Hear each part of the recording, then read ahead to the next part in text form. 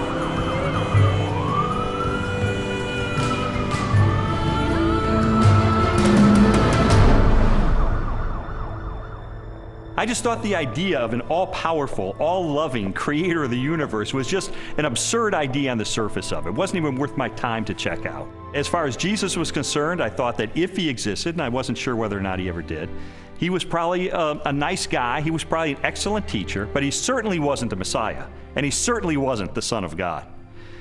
Now, my wife was more in spiritual neutral. She was more of an agnostic, whereas I was more antagonistic toward Christians.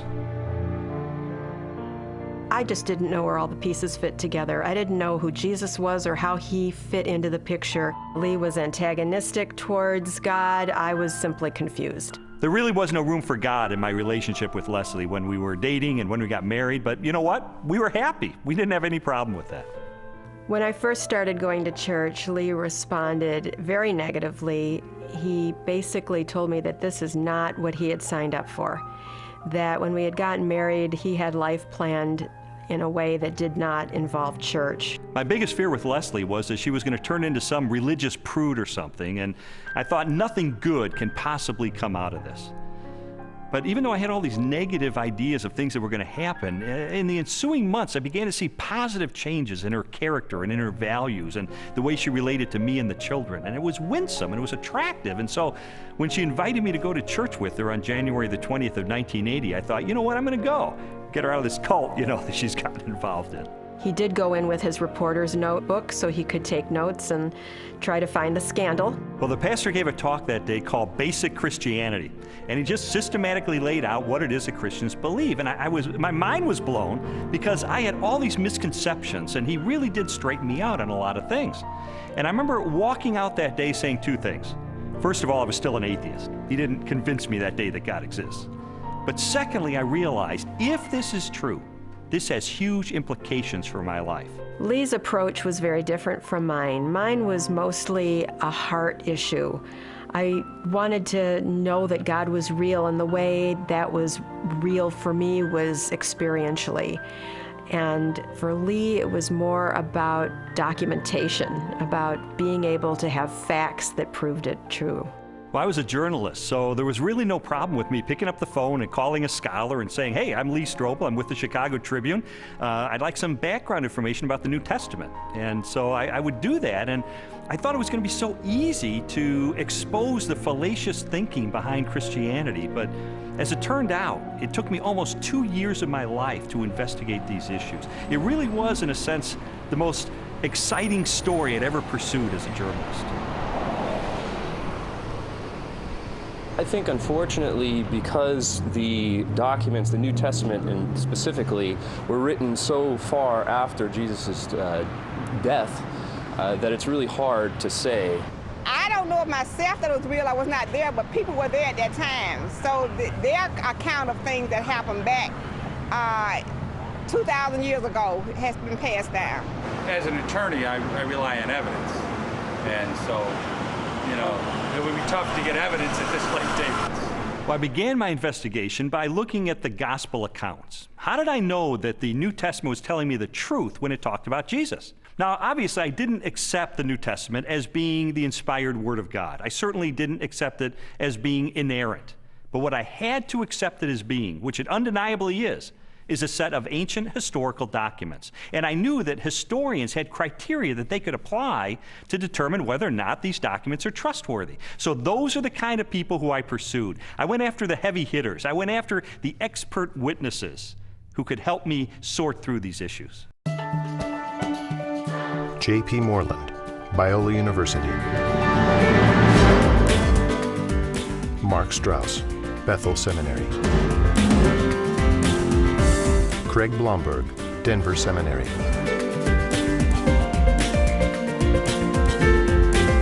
Craig Evans, Acadia Divinity College. N.T. Wright, Bishop of Durham, United Kingdom. Over the last 250 years, it's been common coin in Western culture that, oh, you can't believe what's said in the Gospels. You know, it's even made into musicals. The things that you're liable to read in the Bible, they ain't necessarily so. And that skepticism has wormed its way into much modern culture, and indeed into many Christian circles, many church circles, where they'll say, well, Matthew probably made this bit up, or Luke just added this bit on the end of the parable, or whatever it is. I and others have spent some of the best years of our lives researching what was actually going on in Palestine in the first third of the 1st century AD, and trying to get inside the minds of 1st century Jews, 1st century Romans, different Jewish parties and movements, etc., etc. And the more that I have tried to do that, the more I've found that what you find in Matthew, Mark, Luke, and John comes up in 3 dimensions and says, my goodness, this actually belongs. It makes sense. It fits. It gives us very vivid portraits of who these people were and what they were doing. The New Testament Gospels are biographies of Jesus. While the authors do not identify themselves in the text, from very early in the Christian era, the Gospels have been attributed to Matthew, a disciple or follower of Jesus; Mark, a colleague of Peter, also a disciple; Luke, a historian and confidant of the Apostle Paul; and John, a disciple of Jesus. Both Matthew and John were among the 12, Jesus' closest followers, and constant companions throughout his ministry. They would have personally observed most of the events they described in their Gospels. Mark and Luke were also contemporaries of Jesus and wrote their biographies based upon information provided by many eyewitnesses.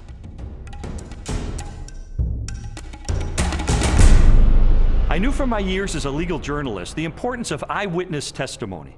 In fact, the first question that anybody asks is, how many eyeballs are there? How many eyewitnesses do you actually have? And I needed to determine whether or not contemporary scholars have ascertained whether or not the Gospels are rooted in eyewitness testimony. It's become evident to scholars of the first century that the Gospels were actually attempts to write biographies of Jesus.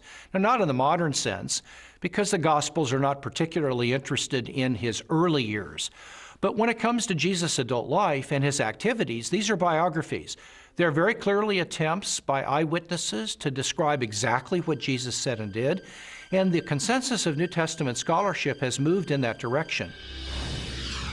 Many have undertaken to draw up an account of the things that have been fulfilled among us, just as they were handed down to us by those who from the first were eyewitnesses and servants of the Word.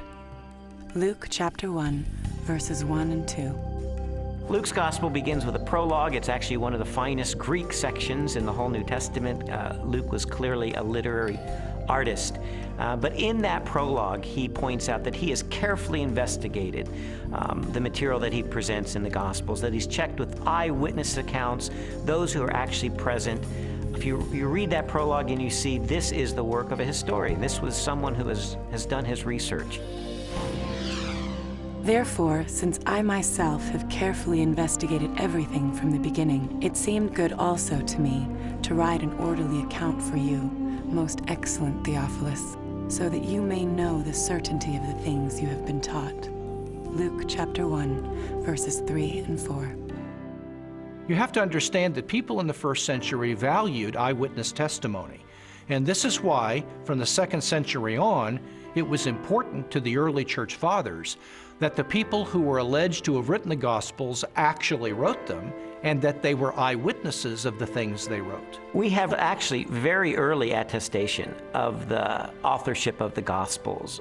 The early church father Papias, for example, as recorded by the church historian Eusebius, identifies Mark's Gospel as essentially the eyewitness account of Peter. Well, Papias was a disciple of the Apostle John, so we are only one generation removed from Jesus himself. That's a pretty close testimony, and strongly suggesting that, in fact, the Gospels are based on eyewitness accounts. Now, of course, it's not what you would have seen if you had a video camera there, because, after all, if you put a video camera on a street corner, even in Washington, you'd get politicians coming to and fro. You wouldn't actually have a story that would make sense. You'd have a string of random, unsorted events. That doesn't mean that none of it happened, that it's all made up. It's just to acknowledge what is blindingly obvious, that it has been edited and no doubt shaped by the needs of the community, because people tell the sort of stories that they want to tell, because this matters to us urgently here and now.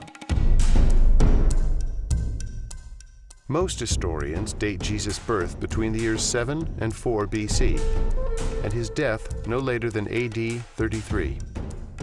Jesus' public ministry began with the choosing of his disciples and lasted approximately 3 years, culminating in the Passion Week and his trial and death.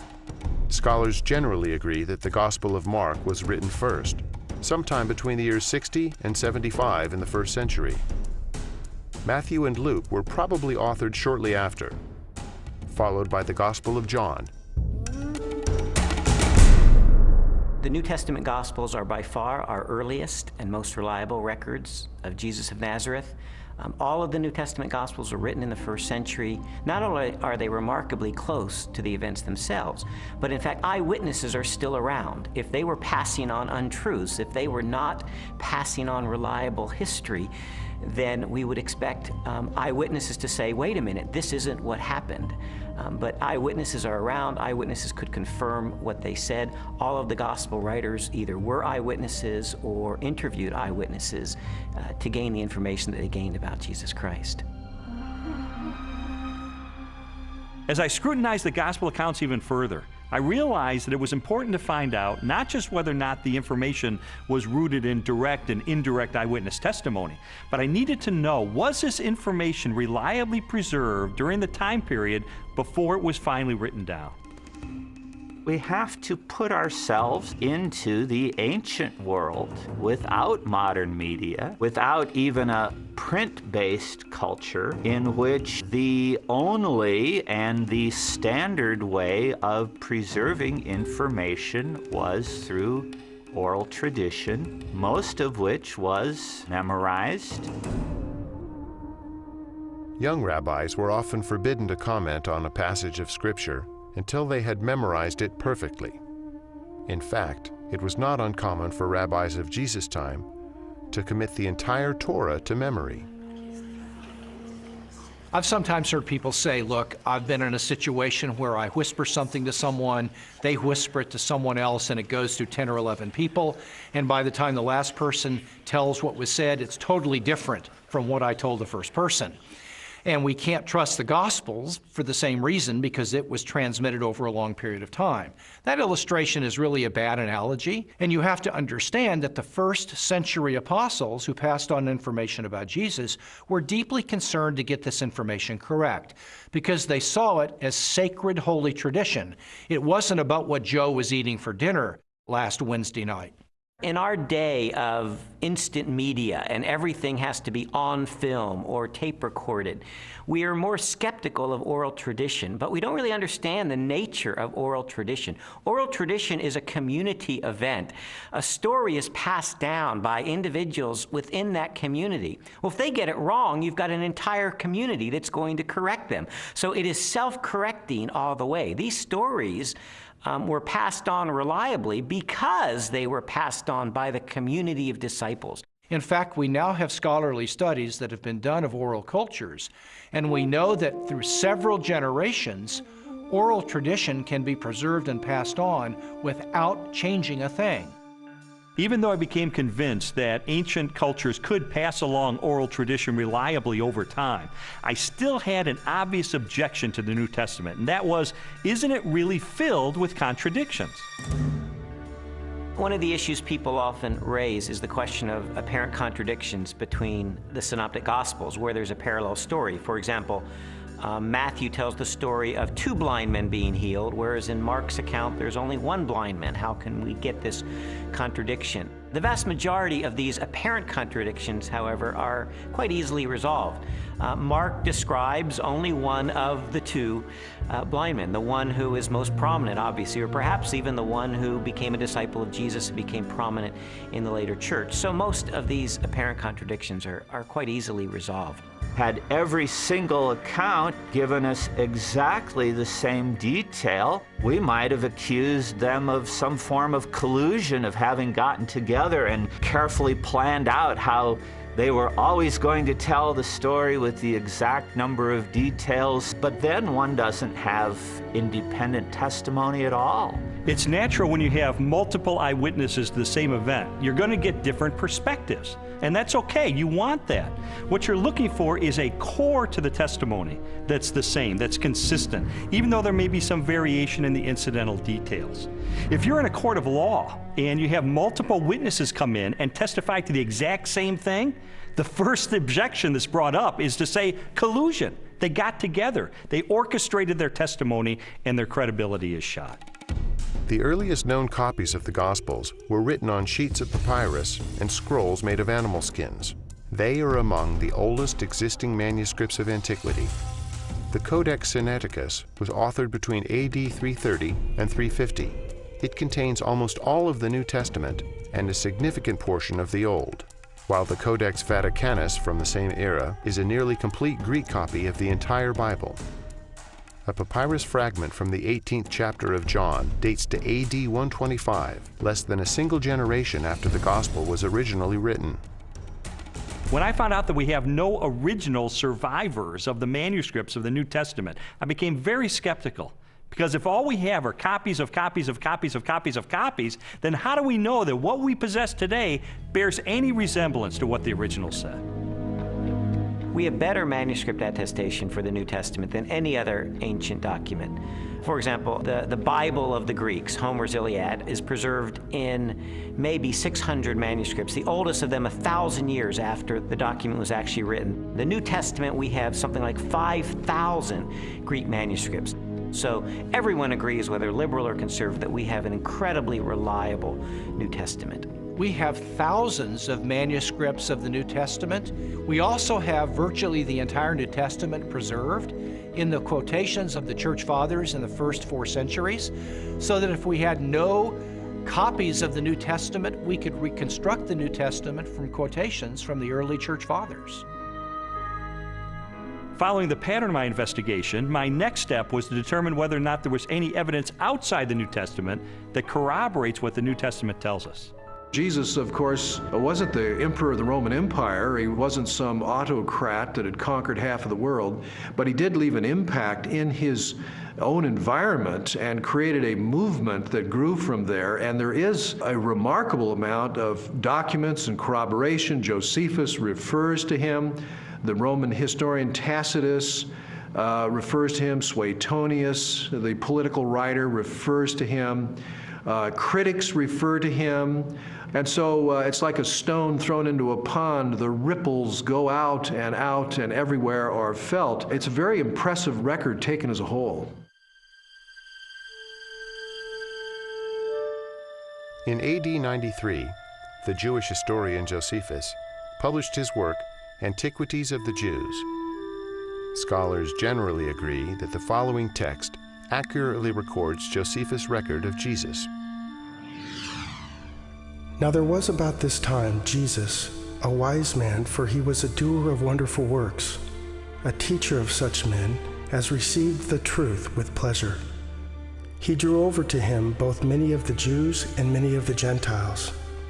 When Pilate, at the suggestion of the principal men amongst us, had condemned him to the cross, those that loved him first did not forsake him, and the tribe of Christians, so named for him, are not extinct to this day.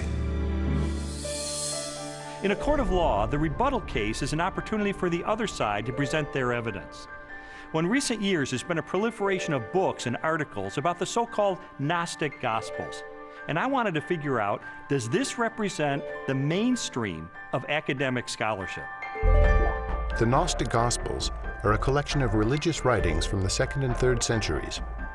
They blend the teachings of Jesus with a variety of ancient philosophical beliefs. According to the tenets of Gnosticism, the universe was the creation of a flawed and wicked God. Therefore, all matter was evil. Salvation from this world could only be attained through secret knowledge about the spiritual nature of man. There's been a lot of talk about the Gnostic Gospels, the Gospel of Mary Magdalene, the Gospel of Philip, the Gospel of Thomas. These documents are almost universally recognized to be much later than the New Testament Gospels and not to record historically reliable material related to Jesus. Well, the New Testament Gospels give us a portrait of an early 1st century Palestinian Jesus of Nazareth. The Gospels from the 2nd century, which are mostly Gnostic Gospels, such as the Gospel of Judas, or the Gospel of Thomas, or the Gospel of Philip, or the Gospel of Mary, they give us a very different Jesus. Now, you can pick and choose if you want. You can say, well, I like the 2nd century Gnostic Jesus better. Others might want the early 1st century Palestinian Jesus. But if you're going to be a scholar about it, and you're going to talk about, well, which Gospels really do give us earlier traditions that more reliably reflect the actual historical Jesus, you got to go with the New Testament Gospels every time. There's a view among some that there were all of these different competing views of Jesus Christ, and that the one that won out became the orthodox perspective of Christ reflected in the Gospels. All the evidence runs contrary to that. Jesus was a 1st century Jewish teacher who revealed and demonstrated himself to be the Messiah. That's the presentation we get in Matthew, Mark, Luke, and John, the New Testament Gospels.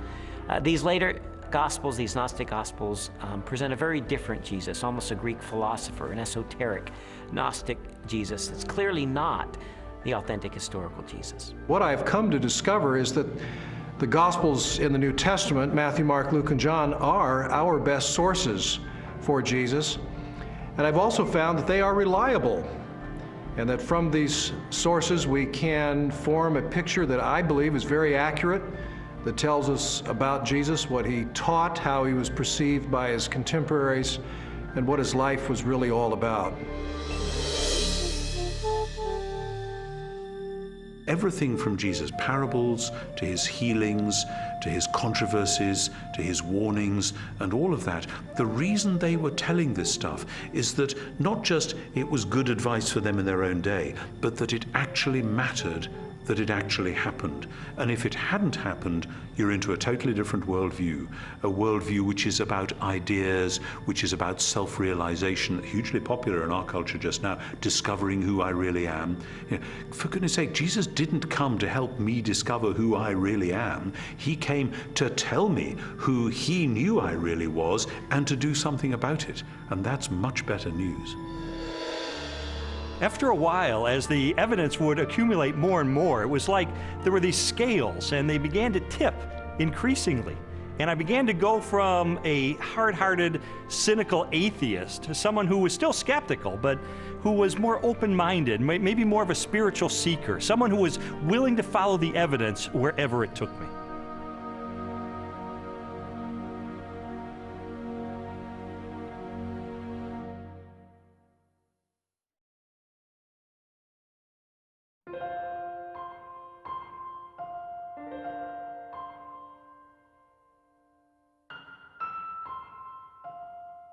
This whole time I was on this investigative journey, Leslie and her friends behind the scenes were praying because they knew that I was checking into the evidence. I was looking into these issues for myself, and they just wanted me to be open-minded about the evidence that I found.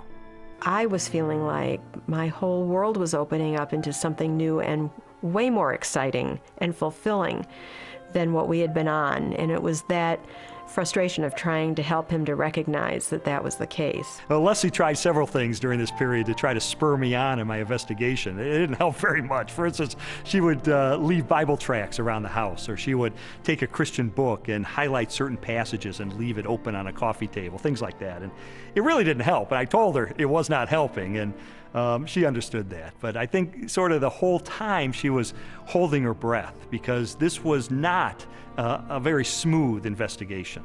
He would take 2 steps forward, 3 steps back. Sometimes it looked like he was really getting it, and other times he would just turn into an angry, frustrated person again. And so it was a very frustrating time for both of us. I believe Jesus was a real person. I believe he did live. I guess there are some exaggerations in the Bible, I'd have to say. I don't believe we'll ever know if Jesus was really what everyone thinks he is. I think it's a lot of folklore. I think it's a lot of historical misrepresentations. I think it's a lot of wishful thinking. But I don't think we know, and I don't think we'll ever know, and I don't think there's any way to prove what has been claimed about Jesus for all these years. The biographies of Jesus in the New Testament gave me a lot of information about him. But Christians were saying that he is the Son of God. That's a huge step to take to believe that. And so I sought out more scholars so I could pose to them this question: who was Jesus?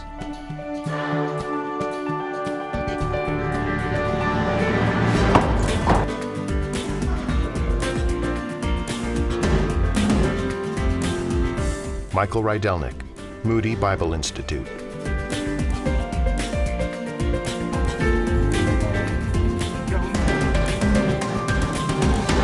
Ben Witherington, Asbury Seminary.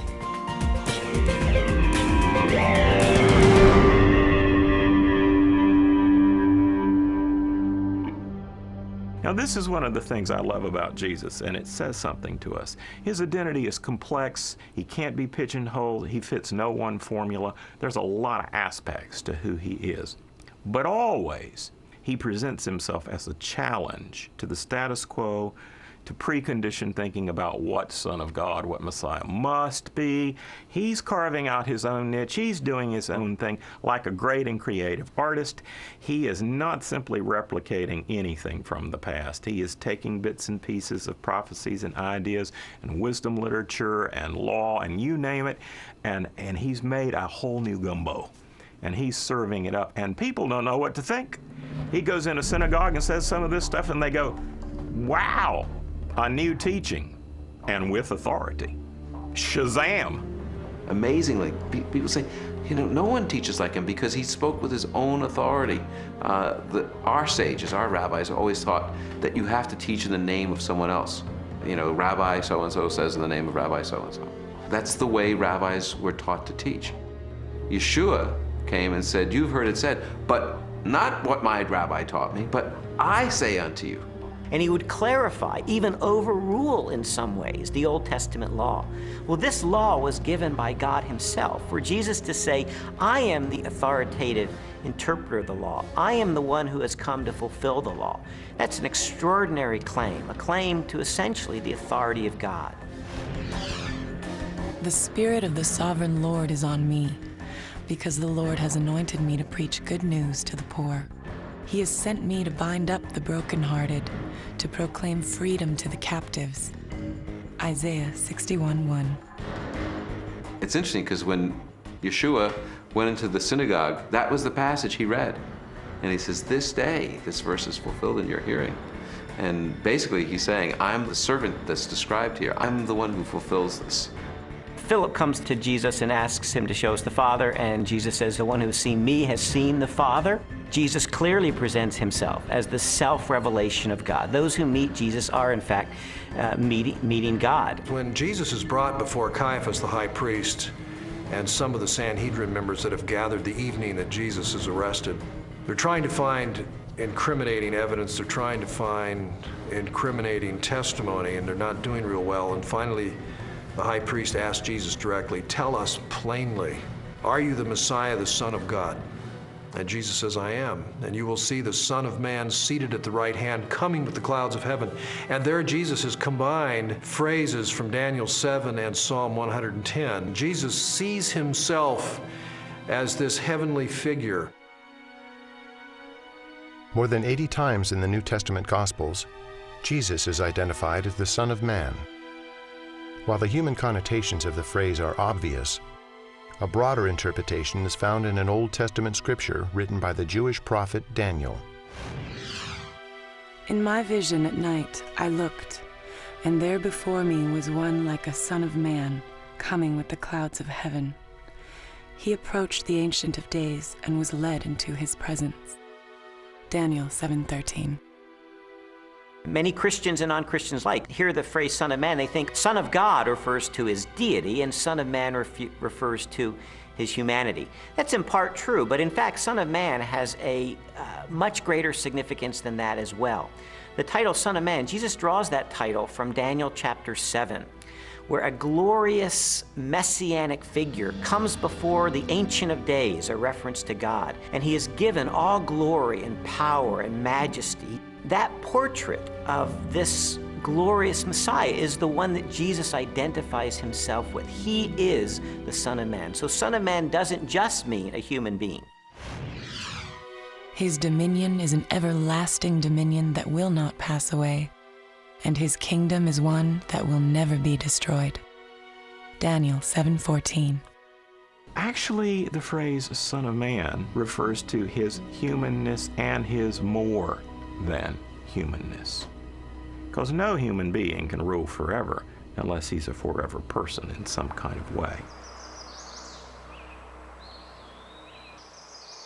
In addition to the claims that Jesus makes about himself in the New Testament, there are also reports that he performed the miraculous, that he walked on water and healed the sick and turned water into wine and raised the dead and did exorcisms. And so I had to know, is there evidence that these miracles are a result of his divine nature? Jesus' contemporaries, that is, people who liked him, people who were indifferent, neutral, and people who opposed him, all acknowledged he did extraordinary things. Now, of course, the people who liked Jesus and believed in him and followed him said Jesus did these powerful works because of the Spirit of God. People who opposed him would say, well, I admit he does these amazing things, but it's because the devil is helping him. The Talmud actually speaks of some of these things. In some of the passages that deal with Yeshua, it has him as a magician. And why do they describe him as a magician? It's not flattering. There's a historical recognition here that when Yeshua came, he did miracles, just as Isaiah 35 indicates in the Messianic age. When the Messiah comes, he'll be able to make the blind see and the lame walk. The New Testament Gospels record at least 40 separate miracles performed by Jesus during the course of his ministry. They include healings, exorcisms, mastery over nature, and even raising of the dead. Christian theology has always held that these miracles are part of a total picture that displays the attributes of God himself: unlimited power, total knowledge, ever-present, unchanging, eternal. There's no question that the biographies of Jesus describe him as a worker of mighty deeds.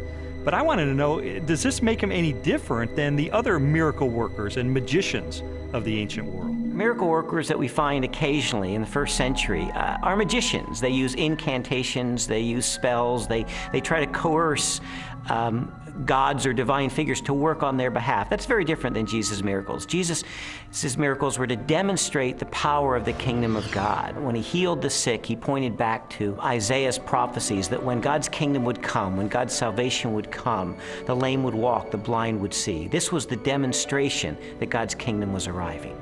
He's an exorcist. You don't find any of those in the Old Testament. People were not looking for messianic exorcists. He carves out his own niche. He reveals his identity in his own way. It becomes clear that he is somebody who can take on the powers of darkness himself and win. What kind of person is that? And he doesn't have to use recipes and formulas like other ancient exorcists. He can just call the demon by name and that boy's out of there. One of the most astonishing things that Jesus did was when he claimed to forgive sins. In Mark's Gospel, chapter 2, a man is brought to him, a paralyzed man, and the crowds around him are expecting Jesus to heal him. But instead, the first thing Jesus said is, "Your sins are forgiven." Only God forgives sins. Now, some might say, well, Jesus may have been forgiving sins on behalf of God. But in fact, that's not the way his listeners understood him, because immediately the religious leaders responded to that. Who is this that forgives sins? Only God forgives sins, they claim. But Jesus claims the ability to forgive sins. And that to confirm that he has that authority, he then heals the man. And so a very obvious question arises. That is Jesus the Messiah, the Christ, the Anointed One, the one sent by God to be the Savior of Israel and the world? Christians told me that there are dozens and dozens of ancient prophecies contained in the Old Testament of the Bible, and that they predict the coming of this Messiah, and that Jesus, against all mathematical odds, fulfilled those prophecies. And I thought, this is a little bit like the fingerprint evidence you see in a court of law. I remember covering one particular case where the murderer went through the purse of the victim, and he left one thumbprint on the cellophane wrapper of a package of cigarettes. And it was that thumbprint that led to his conviction for murder. And I thought, in an analogous way, could it be that these ancient prophecies are sort of like that thumbprint on the cellophane? Do they create a thumbprint that only Jesus Christ in all of history manages to match?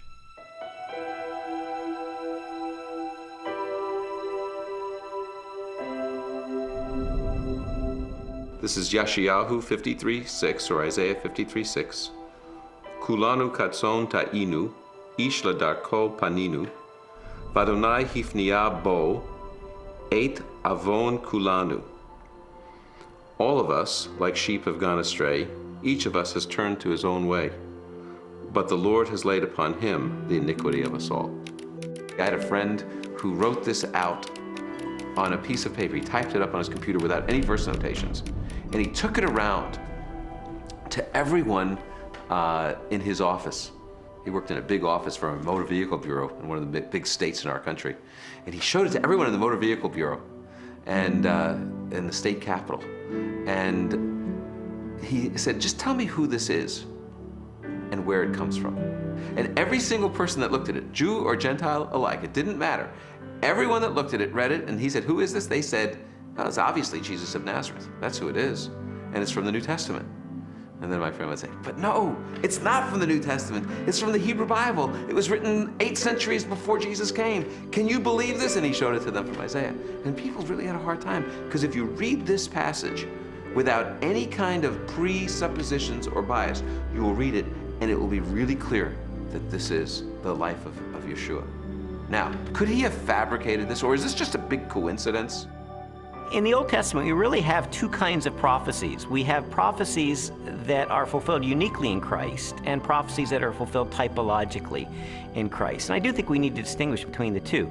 Those that are fulfilled uniquely in Christ were once and for all fulfilled by Jesus. And those are the ones that we can really point to have apologetic value. That is, to demonstrate that Jesus was the only person who could have possibly fulfilled this. His birth in Bethlehem is one of those prophecies.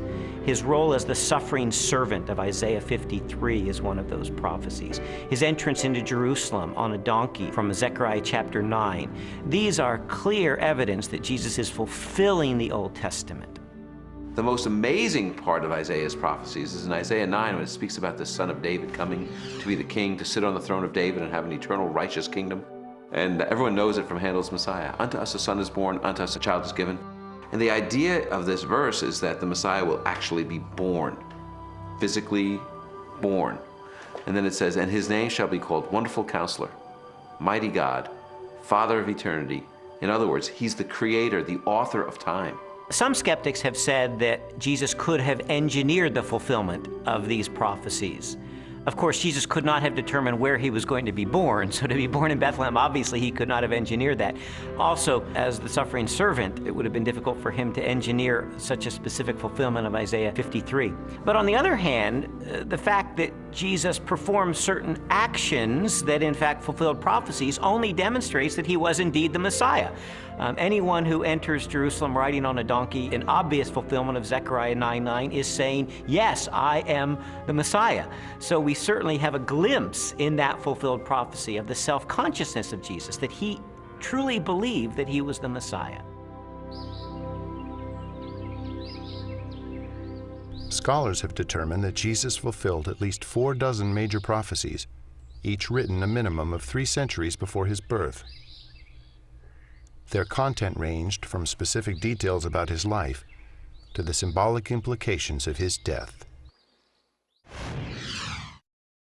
Psalm 22 gives a poetic picture by David, written in the first person, of what the Messiah will be like in his suffering. And one of the things he says is that they will pierce my hands and my feet. Now, David wrote before crucifixion was known, probably by about 300 years. So Isaiah 53 says he was pierced through. It gives us the reason for his death. He was pierced through for our iniquities. So there's a purpose. He dies not just because he's a martyr, but because he's a substitution for sin. A college professor of mathematics and science named Dr. Peter Stoner wanted to determine what the odds were that any human being throughout history could fulfill the messianic prophecies. So he had his students come up with very conservative estimates of the likelihood of any human being fulfilling certain of these predictions. And then they just ran the numbers. And what they determined is that the odds of any human being fulfilling 48 of these ancient prophecies would be 1 chance in a trillion.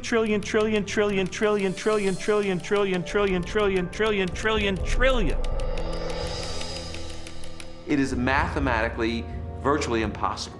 To me, just as significant as all of those unique prophecies that were fulfilled in Christ is the complete drama of the Old Testament. The fact that the Old Testament is the story, the narrative of God's redemptive movement, his movement to deliver and save humanity. And Jesus is the climax of that movement. He is the climax of salvation history, the one who brings it off to fulfillment. You read the Old Testament, it's building, building, building. Jesus arrives on the scene and he is the fulfillment. And he recognizes himself clearly as the climax of God's plan of salvation for all humanity. This whole case was sort of like one of those jigsaw puzzles where you don't know what the ultimate picture is going to be. You just put together the pieces, and as I was putting together all of the evidence, it started to take shape, and I sort of stepped back and I could see that it was a portrait of Jesus Christ.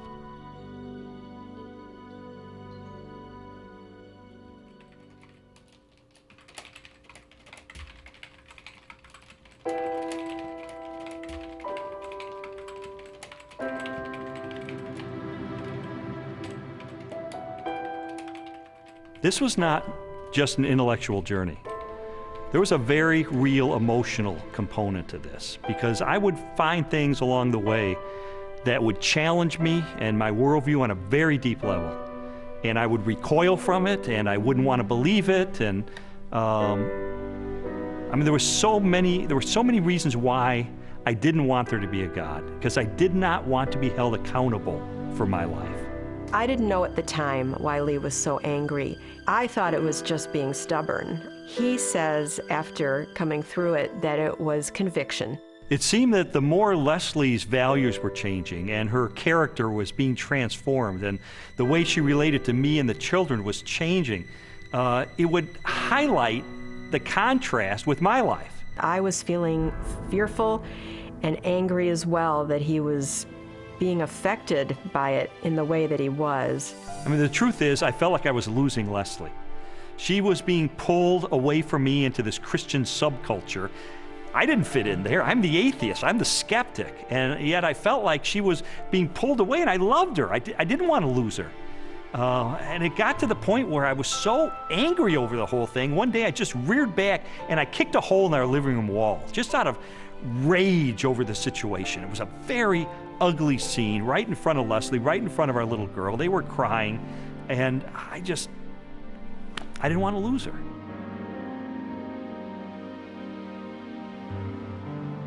Jesus's body was never found, and so yeah, and they predicted it. Well, you know, he talked about it, and it was predicted, and it happened. I mean, it's this easy. It's as simple as that. We just tend to complicate it, man. No, not physically, not his physical body. So when they came the following morning and rolled back the great stone in front of the tomb, and he wasn't there, no, it must have been dark in that. I don't know. They must have missed him. No, I don't think physically a physical body can rise. I don't think that he was yanked out of that, or physically walked out and walked down the street and met with him. It just doesn't make any sense to me. For more than a year, I'd investigated the historical record for the reliability of the New Testament. I'd looked at the identity of Jesus. But now it was time to look at the ultimate evidence for who he really was, the purported resurrection of Jesus from the dead. And for that, I went to the best scholars that I could track down.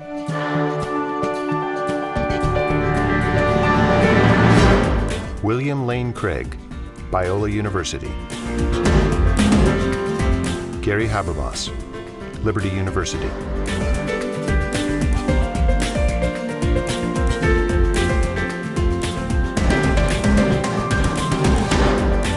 Michael Licona, North American Mission Board.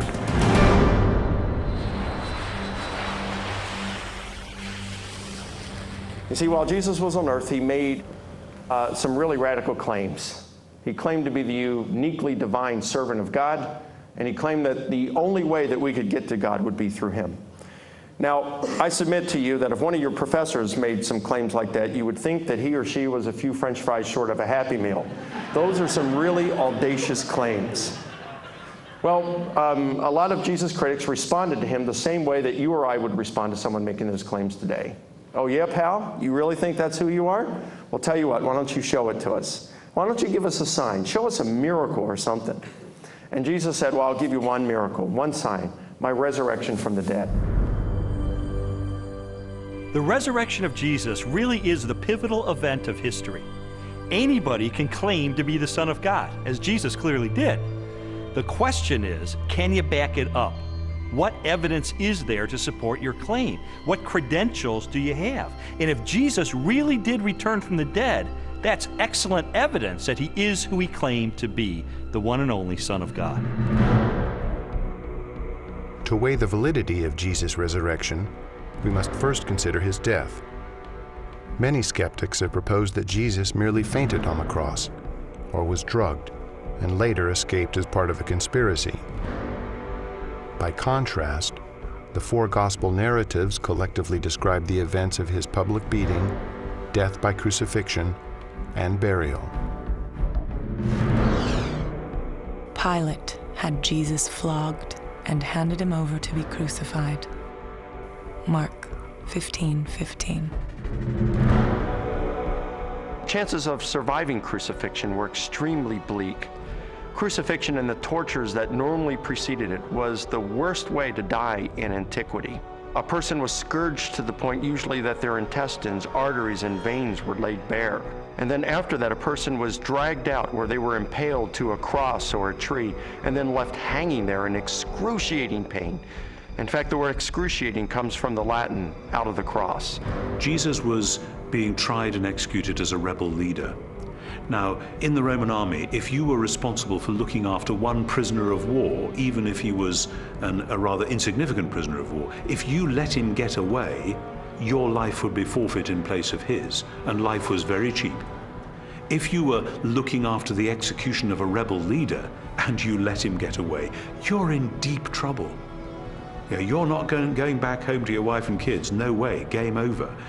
The Romans were very, very good at killing people. They specialized in it. They prided themselves on it. Perhaps the most definitive statement of Jesus' death at the hands of the Romans is recorded in the Gospel of John. One of the soldiers pierced Jesus' side with a spear, bringing a sudden flow of blood and water. John 19:34. Medical experts have concluded that this account from John, an eyewitness of the crucifixion, is evidence that as he suffocated on the cross, Jesus' heart had ruptured. There came a rich man from Arimathea named Joseph. Joseph took the body, wrapped it in a clean linen cloth, and placed it in his own new tomb that he had cut out of the rock. Matthew 27, 57 through 60. All four Gospels tell us that Jesus was buried in the tomb of Joseph of Arimathea. That's a remarkable statement, and certainly a historical statement. The evidence for that is, first of all, Joseph of Arimathea is identified as a member of the council, the Sanhedrin, that condemned Jesus. The presence of Joseph of Arimathea in the empty tomb narrative indicates that this is a historically reliable account of what really happened. His name would have been known to people in those days very much like a United States senator would be known today. It would have been very clear where his tomb was, so that there would have been no question about the location of Jesus' burial. It also, I think, indicates that the burial account of Jesus could not have been made up. It is highly unusual to find that the person who alone has the courage to go to Pilate and give Jesus an honorable burial is not members of his family, faithful disciples who followed him to the end. Instead, it is a member of the Jewish Sanhedrin, the very high court, all of whom, Mark says, had condemned Jesus of Nazareth to the cross. The fact that it is Joseph of Arimathea who is the person responsible for giving Jesus an honorable burial is an awkward and embarrassing fact for the early church, and yet this tradition is faithfully preserved in almost all of the traditions that we have about the burial of Jesus.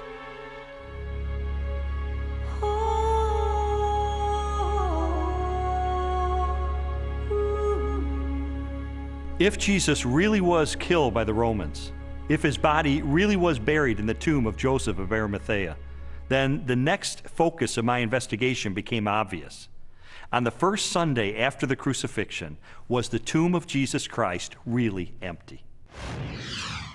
On the first day of the week, very early in the morning, the women took the spices they had prepared and went to the tomb.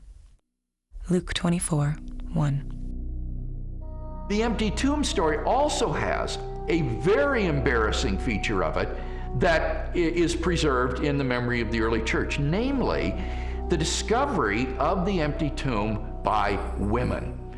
Now, in order to appreciate this, you have to understand something of the status of women in Palestinian Jewish society.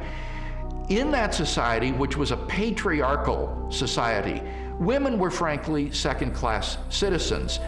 If you were going to invent an account about an empty tomb, then why on earth would you invent witnesses, primary witnesses, whom no one would believe? In fact, they would scoff at that later on. Supposing you were inventing the story of the resurrection of Jesus, many people have said, oh, this was all just dreamed up later on. Well, how would you have done that? The one thing you wouldn't have done would have been to have not only a woman, but a woman who's got nobody quite knows what, but a fairly shady past, as your prime witness. And yet there she is, Mary Magdalene, in Matthew, Mark, Luke, and particularly in John. And already by the middle of the 2nd century, the pagans are sneering, oh, this is just based on the testimony of hysterical women, you can't believe that. But the early Christians stuck to their story, they stuck to their guns, they stuck to the women. They said, this is how it was.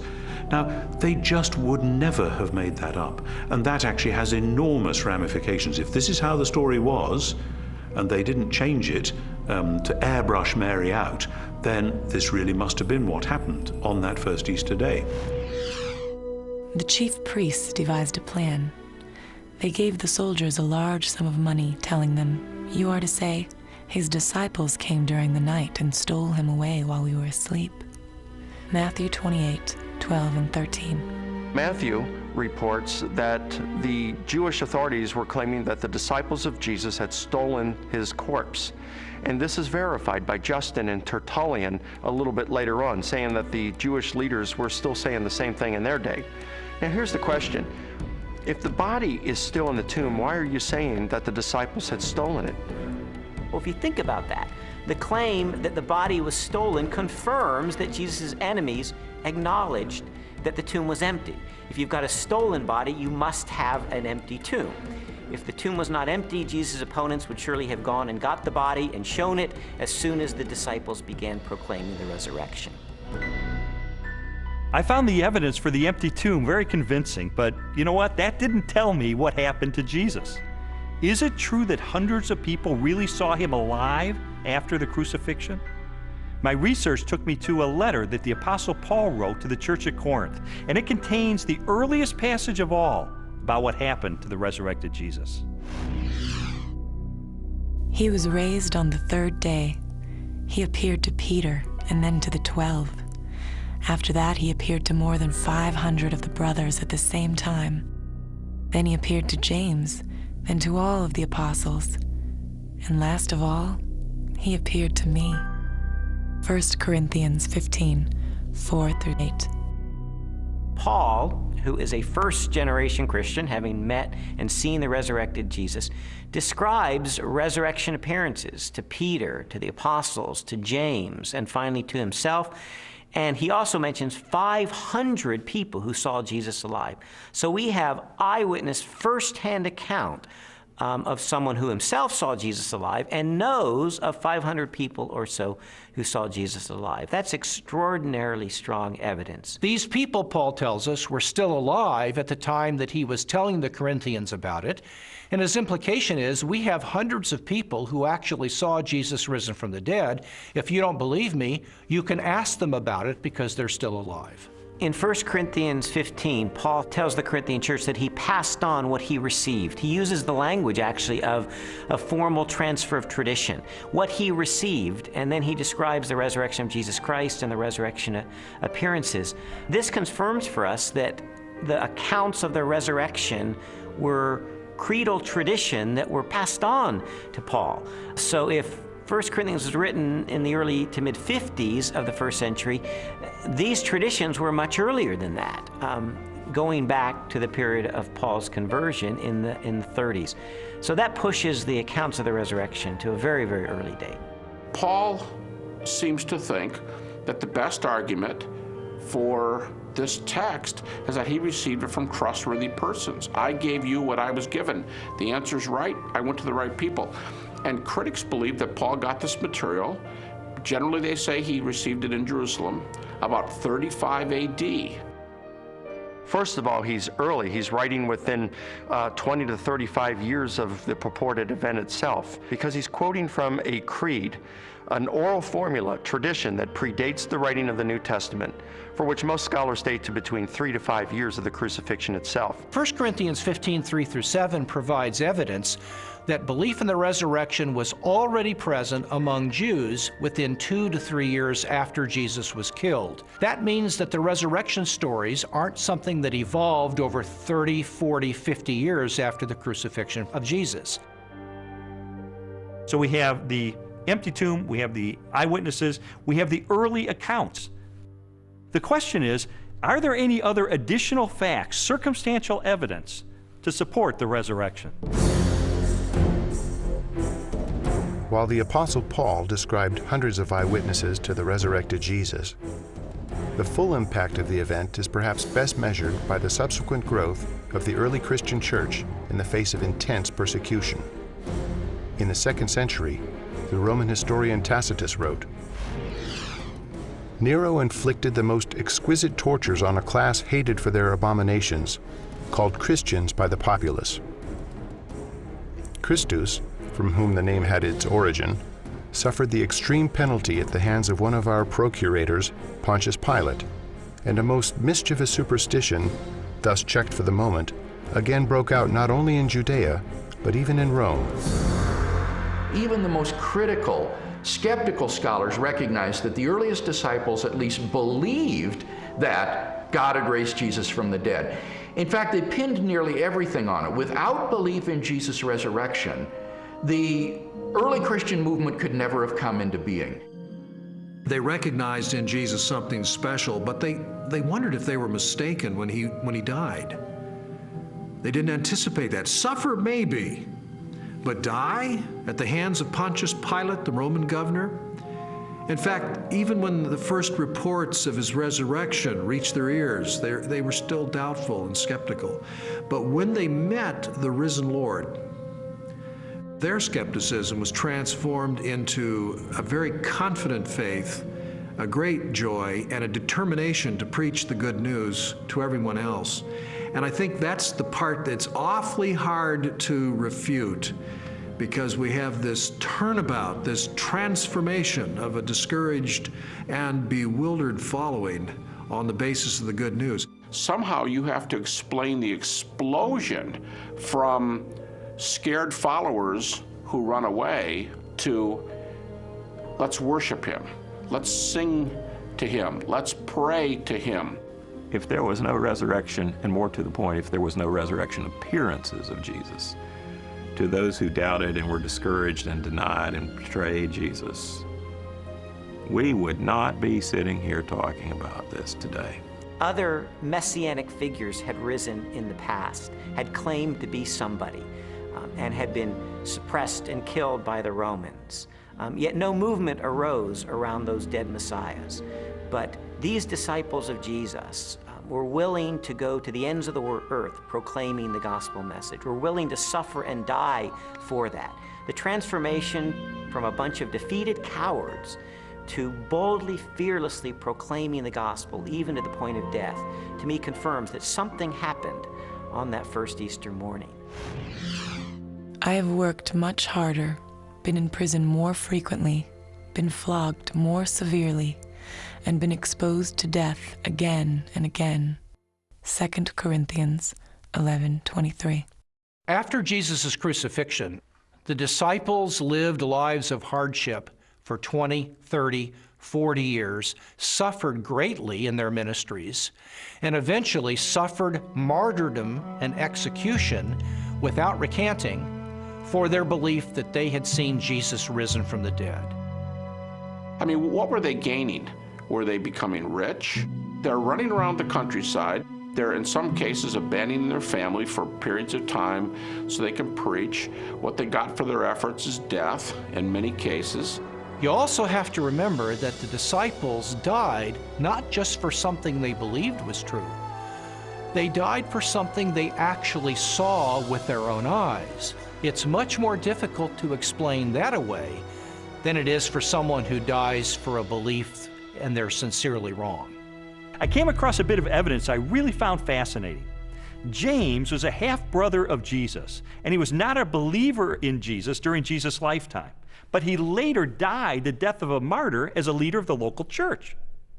In a similar way, Saul of Tarsus was a persecutor of Christians, and yet he later becomes the Apostle Paul, this incredible missionary. So I had to ask myself, what led to this radical transformation of these skeptics? Sometimes people will come to believe something they wish to be true.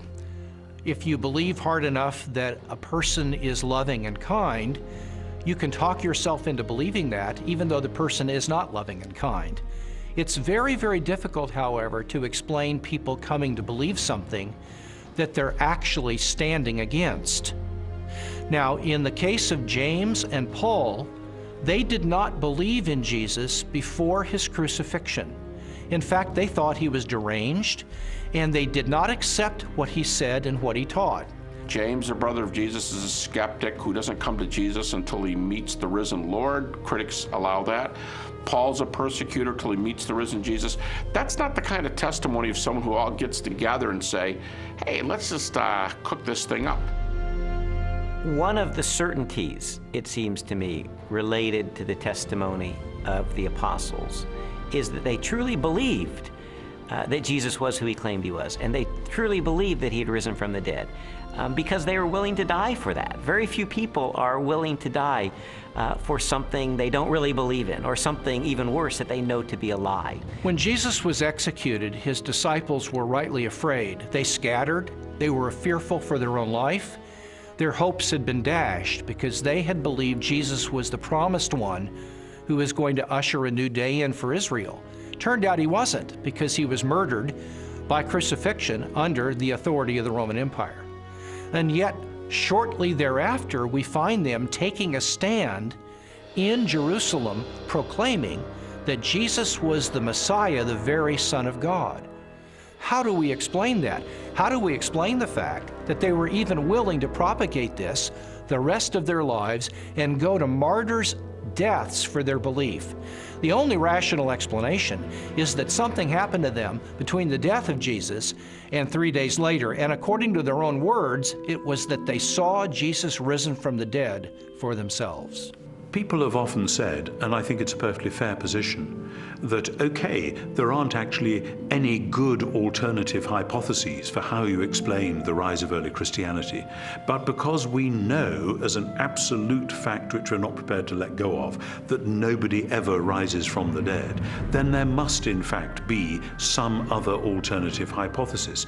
And I want to say, okay, if you want to make the absoluteness of bodily death the cornerstone of your entire worldview, I actually can't stop you. If you choose to say, no, here I stand, death is the end, and nobody ever comes back from it, and that's just the way it is, well, that's where a lot of people were in the ancient world, it's where a lot of people are in the modern world.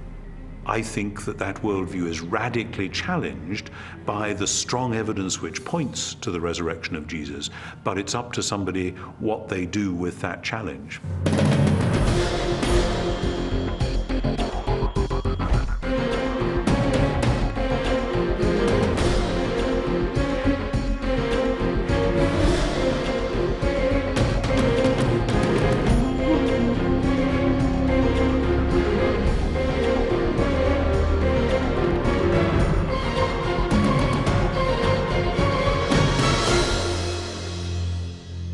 The evidence accumulated over time until November the 8th of 1981, which is sort of when I reached a critical mass. I remember going alone in my room, and I took a yellow legal pad and put a line down the middle, and on one side I started to list all of the evidence I had encountered for Jesus Christ being the Son of God, and on the other side all the negative evidence against that. And I wrote page after page, and finally I put my pen down and I said, wait a minute. In light of this avalanche of evidence pointing toward the truth of Christianity, it would require more faith for me to maintain my atheism than to become a follower of Jesus Christ. And so that's the moment that I decided, consistent with the evidence, the most logical, the most rational step I could take was a step of faith in the same direction the evidence was pointing, and put my trust in Jesus. And after I did that, I thought, you know, maybe Leslie would like to hear about this. I thought it was too good to be true. My heart was pounding. I was in tears. I was so excited. I just threw my arms around him and kissed him and hugged him and told him how I'd been praying and how lots of people had been praying that this day would come. She threw her arms around me and she said, "You hard-hearted son of a Baptist," she said, "I've been telling you this for 2 years. I mean, come on." And that began a transformational process for me, where over time, my philosophy and my attitudes, relationships, parenting, worldview, all of that began to change over time for good, really for good. When Lee became a Christian, his whole life started to change, to the extent that our 5-year-old daughter, who also saw those changes, went to her Sunday school teacher and told her that she wanted Jesus to do in her life what he had done in her daddy's life. Jesus said, "You shall know the truth, and the truth will set you free." And you know, that's my story. It was someone who said, I'm going to investigate this stuff with an open mind, let it take me wherever the evidence will take me. And what I discovered in the end is Jesus made the claim that he is the truth, that everything hinges on his identity. In fact, everything hinges on the resurrection, because anybody can claim to be the Son of God. If Jesus really did return from the dead, then he is who he claimed to be, and that changes everything. But what about your own journey? I'd really encourage you, if you've never done it, to investigate the evidence for yourself, but make 3 resolutions up front. Number 1, make it a front burner issue in your life. Number 2, resolve to have an open mind, to go wherever the evidence takes you, even if it takes you to the very uncomfortable conclusion that Jesus is who he claimed to be. And then finally, resolve that once the evidence is in, you will reach a verdict in the case for Christ.